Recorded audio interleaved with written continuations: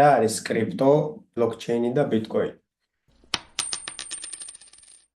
კრიპტო არის დიგიტალური ვალუტა, რომლის ფასიც განისაზღვრება, ესე ვთქვათ, მოთხოვნა და მიწოდებაზე. ანუ თუ არის დიდი მოთხოვნა, ფასი იწევს და თუ არ არის დიდი მოთხოვნა და არის მეტი მიწოდება, ფასი ვარდება. უფრო ადვილად რომ ახსნათ, წარმოიდგინე, რომ დღესდღეობით ყველას უნდა ესე ვთქვათ, ბიტკოინის ყიდვა, თუ ყველას უნდა ბიტკოინის ყიდვა, რა თქმა უნდა, ყველა ყიდულობს, მიწოდება აღარ არის ისე ბევრი, ანუ ყველა ყიდულობს და არავინ არ ყიდის და როცა ეს ხდება, რა თქმა უნდა, ფასი იმატებს. როცა პირიქით არის და ყველას უნდა ბიტკოინის გაყიდვა, მაგ შემთხვევაში მიწოდება არის ხოლმე დიდი, მყიდველები არ არიან ბევრი და ფასიც მაგიტომ ვარდება ხოლმე. ამ კრიპტოვალუტებში ბიტკოინი არის ყველაზე დიდი კრიპტოვალუტა, რომელიც ტრიალებს ბლოკჩეინ ტექნოლოგიას. რა არის ბლოკჩეინ ტექნოლოგია? ბლოკჩეინ ტექნოლოგია არის ტექნოლოგია, რომელიც, ესე ვთქვათ, არის დეცენტრალიზებული და იმიტომ რომ ის არის დეცენტრალიზებული, ამიტომ არის ის ძალიან პოპულარული, ესე ვთქვათ, ინვესტორებისთვის. და რას ნიშნავს ეს დეცენტრალიზება? ეს დეცენტრალიზება ნიშნავს იმას, რომ ჩემ და შენ შორის, როცა მიდის საქმე, ესე ვთქვათ, გადარიცხვებზე, არავინ არ არის. ესე იგი, შენ შეგიძლია პირდაპირ კრიპტო გადმოერცხო ჩემ საფულეში, ისე რომ ჩვენ შორის არავინ არ იყოს.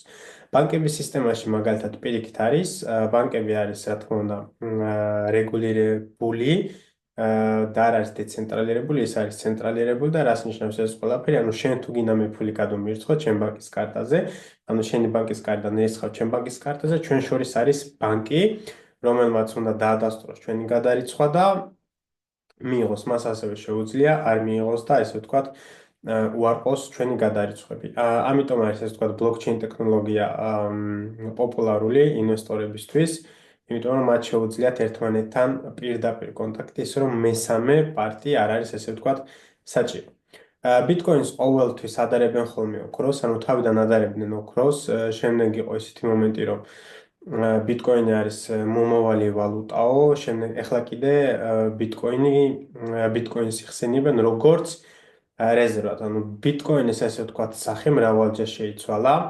რატომ ეძახდნენ ბიტკოინს ოქროს, ეხლაც ეძახის რაღაც ნაწილი, იმიტომ რომ არსებობს მხოლოდ 21 მილიონი ბიტკოინი, რომლის დამატება და შექმნა შეუძლებელია, ანუ არ შეგიძლია დაამატო, 21 მილიონი არსებობს და მორჩა, ანუ უფრო მეტის დამატება შეუძლებელი არის და ამიტომაც არის ის პოპულარული, რომ ესე ვთქვათ, ლიმიტირებულია და რაც ლიმიტირებულია და ხშირად გამოყენებადი, რა თქმა უნდა, მისი ფასი ყოველთვის იწევს ხოლმე, ასე არის ოქროზეც და ვერცხლზეც და სხვა ბუნებრივ, ესე ვთქვათ, რესურსებზეც, რომელიც ძნელად არის მოსაპოვებელი, მაგრამ ხშირად გამოიყენება ჩვენ ყოველდღიურობაში. ასევე ბიტკოინი მოიპოვება ისე როგორც ოქრო, რა თქმა უნდა, პირდაპირ მნიშვნელობით. არა ოქრო რომ მოიპოვო, შენ გჭირდება ფიზიკური აქტივი, ესე ვთქვათ, რომ შენ უნდა მიხვიდეს ადგილებზე, სადაც ოქრო მოიპოვება და ესე ვთქვათ, მიწიდან უნდა მოიღო ეს ოქრო,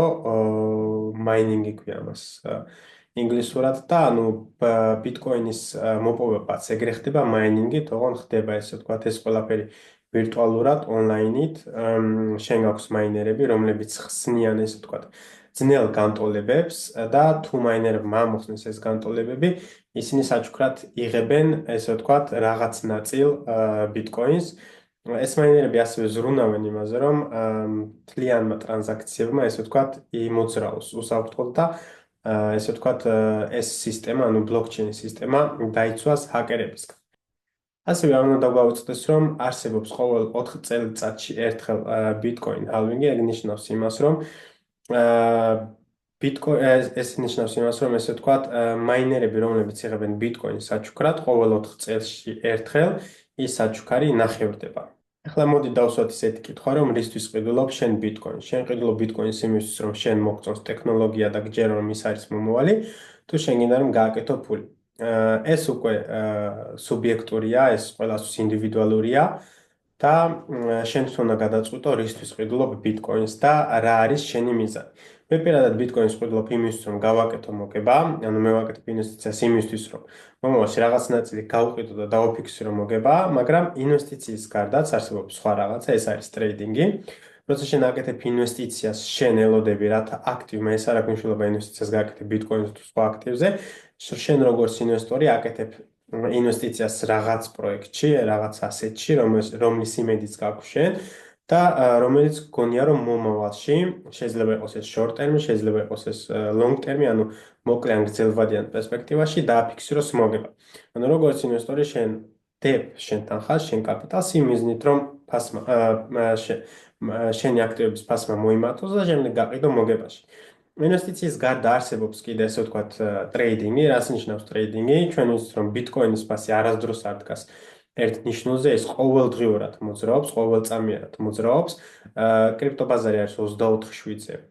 გახსნით და 24/7-ზე შეგიძლია ესე ვთქვათ ივაჭრო და ამ პატარა ესე ვთქვათ პროცენტულ ცვლილებებში შენ შეგიძლია როგორც ვაჭარმა, ესე ვთქვათ ტრეიდერმა დააფიქსირო მოგებები.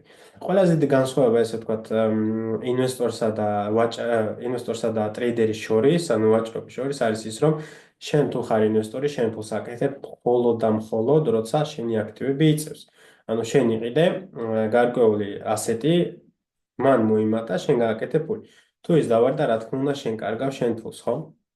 როგორც ტრეიდერი, შენ შეგიძლია ფული გააკეთო bull market-ში, ასევე bear market-ში. ანუ შენთვის არ აქვს მნიშვნელობა ფასი ავა მაღლა თუ ჩამოქვემოთ, შენ ყოველთვის შეგიძლია გააკეთო ესე ვთქვათ მოგება.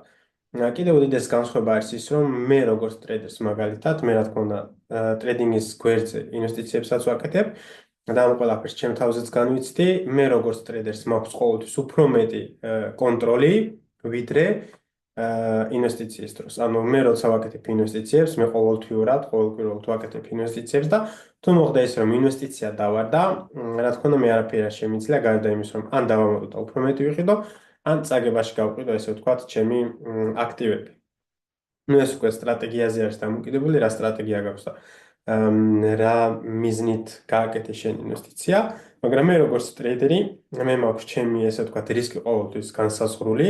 მე ვიცი რომ ამ ტრეიდში რო შევალ, შეიძლება გაგრძელდეს 24 საათი, შეიძლება გაგრძელდეს 5 საათი, 4 საათი, ანუ ეს ჩემზე არის დამოკიდებული.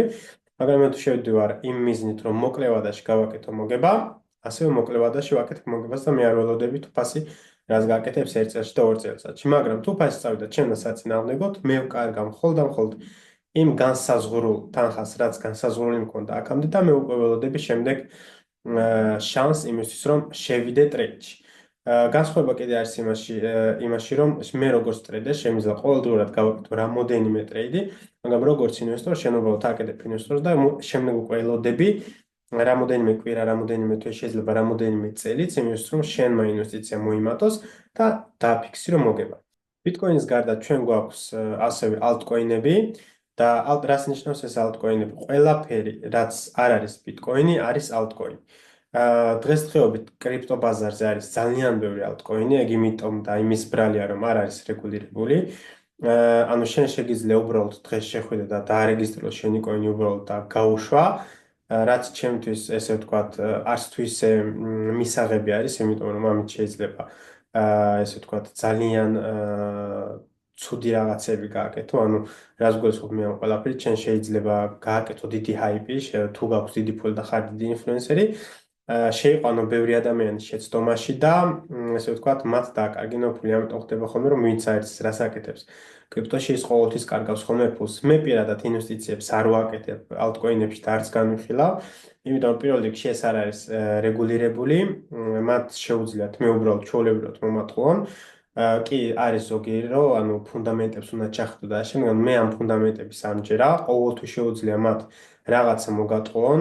ძალიან ბევრი ფილმი არის ამაზე Netflix-ზე, ძალიან ბევრი დოკუმენტარებიც არის. როგორი ფუნდამენტიც უნდა გააკეთო და როგორ სიღრმისეულადაც უნდა შეხვიდე პროექტში და ჩაიხედო მათ პროექტში, თუ მათ შენი მოტყუება უნდათ, ჩვეულებრივად მოგატყუებენ. ამიტომ მე არ განვიხილავ ეს ვთქვათ ინვესტიციას ალტკოინებში. ტრეიდინგი ალტკოინებში სულ სხვა რამე არის, იმიტომ რომ შენ შედიხარ იქ გარკვეული რისკით, შენ იცი რა მოგების დაფიქსირება გინდა და ეს ვთქვათ არ ახარ შენ ინვესტიციებზე დამოკიდებული და ხარ შენ ტრეიდზე დამოკიდებული. ან თუ წავიდა ტრეიდი შენ და საწინააღმდეგოდ, შენ კარგავ მხოლოდ და მხოლოდ იმ განსაზღვრულ თანხას, რაც შენ წინასწარ ქონდა განსაზღვრული. ეს შეიძლება იყოს 1%, 2%, ან შეიძლება იყოს უფრო მეტიც, გააჩნია რა რისკ მენეჯმენტით მოძრაობ შენ. მე პირადად ალტკოინებში ინვესტორს ვერ ვეძახი ინვესტორს, რა თქმა უნდა.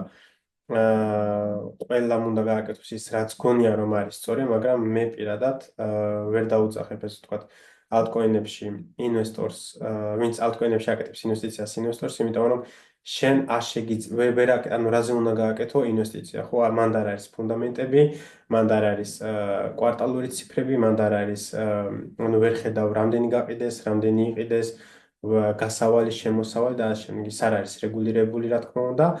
რაც ძალიან აუცილებელი არის, თუ შენ რამეში გინდა ინვესტიცია, მით უმეტეს გრძელვადაზე, ის უნდა იყოს აუცილებლად რეგულირებული, რათა მათ მინიმუმ ეშინოდეს იმის, რომ შენ მოგატყუონ.